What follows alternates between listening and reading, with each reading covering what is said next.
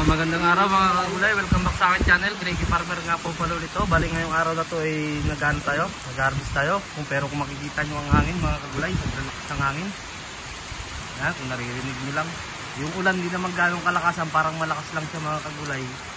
Gawa ng hangin mga kagulay. Ayun yung mga na-harvest natin dun. Nakababa na rin mga kagulay. Hindi pa rin tapos harvestin. Gawa nga ng mula ulan pa, hininto lang onte. Pero nakababa na doon mga kagulay. Ayun, yung palaya, meron na rin na ibaba ang palaya. Kaya yun na lang yung makikita nyo mga gulay. Hindi ako makalabas doon. Hindi ko matutukan gawa nga ng ulan mga kagulay. Yan. Yan ang hangin dito mga kagulay. Mas lalo kagabi. Lalo kagabi mga kagulay. Talagang sobrang lakas kagabi.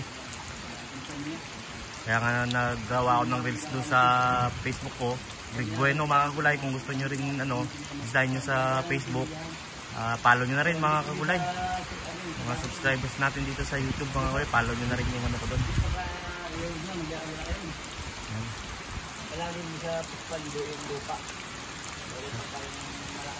Paano daw ko doon eh? Yan mga kagulay. Yan.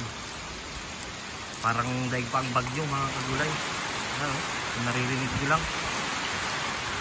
Yan. Yan. Tignan nyo yung talong mga kagulay. Nagsisidapaan na mga kagulay. Gawa ng kagabi. Yeah. So, dugtungan ko na lang siguro tong video na mamaya mga kagulay kapag nandun na ako sa baba. Gawa nga ng tutuloy pa yung yung harvest mga kagulay. Tapos hihintayin din yung yung magkakarga. Nakababa na rin mga kagulay, may naibaba na. Ang hangin, ayan mga kagulay. Ayan. Ayan o. Bilakas ang hangin mga kagulay. Kita nyo naman yung puno. Oh. Ayan, yung mga talong natin mga kagulay, nahangin na. Ayan, mamaya na lang ulit mga kagulay. Idudugtong ko na lang to doon sa baba. Pakita ko din sa inyo sa baba mga kagulay doon sa pinaganoan namin. Gawa nga nang nasa bundok kami mga kagulay. So mamaya na lang ulit mga kagulay. Hello mga kagulay, ito nga, nandito na tayo sa baba. Ito yung ating harvest mga kagulay. Yan, binababa pa. Yan siya mga kagulay. Binababa pa yung ating harvest. Pero yun yung palaya. Yung banda. Titignan nyo yung quality ng talong mga kagulay. Yan siya, kahaba. Pasensya na kayo mga kagulay kung medyo madilim siya. Gawa ng umuulan nga dito. Walang kuryente din. Yan siya. Marami pang inanin binababa doon mga kagulay. Yan yung kabayo na pinaghahakutan natin mga kagulay. Bali dito sa sa area ko mga kagulay wala namang bagyo, kaso lang sobrang lakas ng hangin. Yung ulan di naman ganong kalakasan, kaso lang yung hangin talagang malakas mga gulay. Tulad ngayon nakita nyo pa ganyan, nag-intro ako dun sa area mismo. Nakita nyo naman yung mga nyug talaga mga gulay, talagang gumagalaw talaga siya sa lakas ng hangin mga kagulay. Yan siya. Meron pa dito nakasako mga kagulay, yan pa. Kasama rin yan sa talong mga kagulay. At sa nagtatanong mga kagulay kung may ini-spray ba daw akong pampakintab, wala po. Ganyan lang po talaga yung ng kaliksto natin mga kagulay. Kahit na nandun ako sa Mindanao, ay ganyan din po yung kakintab. Awan ko lang din kung sa pag-aalaga lang din mga kagulay. Kung kasi sa iba daw hindi gano'ng makintab, ako wala namang ginagamit. Ayun nga lang, yung ginagamit ko yung Bioagronica, yung organic nga natin. Bioagronica, baka naman na-promote na naman yung product nyo. Ayan yung ating ampalaya naman mga kagulay. Kung makikita nyo, ulan talaga. Ayan. Ulan, malakas ang hangin dito mga kagulay. Ayan. Gasan nga natin tong camera natin. Ayan siya mga kagulay, talagang madilim na madilim. Pinaabono lang ako ng isang beses mga kagulay, tapos pinakagabihan ng mga kagulay ay talagang naman ng ulan mga kagulay. Yan, tambak na natin talong mga kagulay. Meron pa doon inaabot. Ito pa lang yung dito mga kagulay.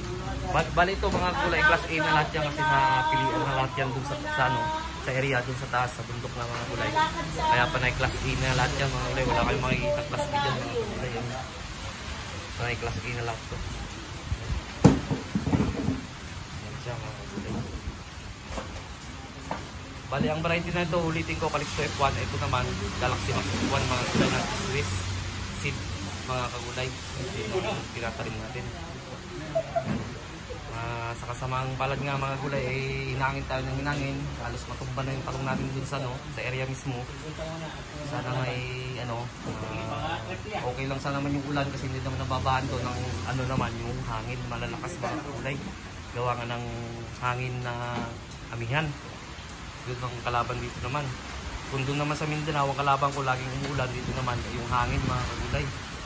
Kasi tulad nga sabi ko, walang problema sa ulan, gawa na hindi naman doon na babahaan mga kagulay kasi bundok nga. Ang masama lang yung hangin talaga mga kagulay kasi kung nakita nyo kagay na yung sa pag-intro ko, ang lakas talaga ng hangin, halos matumba yung talong natin. Buti na lang talaga nakapagtali tayo. Yun yung sinasabi ko na yung diskarte ko na sinasabi nila na magastos na pagtatali, cable twine, kawayan, yun yung silbi nun mga kagulay sa oras na ganito na mararanasan yung mga kagulay. Yung pag ganitong mga sitwasyon sa hangin. Kasi kung wala yung tali yun mga kagulay, ay sigurado yun, tumban na lahat yun mga kagulay. Yun nga lang, hindi pa ako makakapagtali sa taas niya, yung mga sanga. Medyo talagang hinahangin pa rin siya mga kagulay. Kaya medyo tumutumba-tumba pa. Baka bukas siguro magtatali na kami doon sa taas. Yung gagamitin namin ay yung single ply lang siguro sa taas. Tapos yung maliit na no, yung parang sako yun ang paglalay namin mga kagulay. Kaya mag-ano? Siya mga kagulay. So, hanggang dito na lang ako siguro mga kagulay, gawa ng namin to, ipa-plastic namin para ma-deliver na rin gawa nga ng ulan. Bago pa lang sa munting channel ko, huwag niyo kalimutang mag-subscribe. Click nyo na rin po yung notification bell para updated kayo lagi sa gagawin kong video tungkol dito sa mga diskarte ko sa pagtatanim ng gulay, katulad itong talong, ampalaya. Maraming salamat po sa legit na sumusuporta sa akin. God bless po sa ating lahat.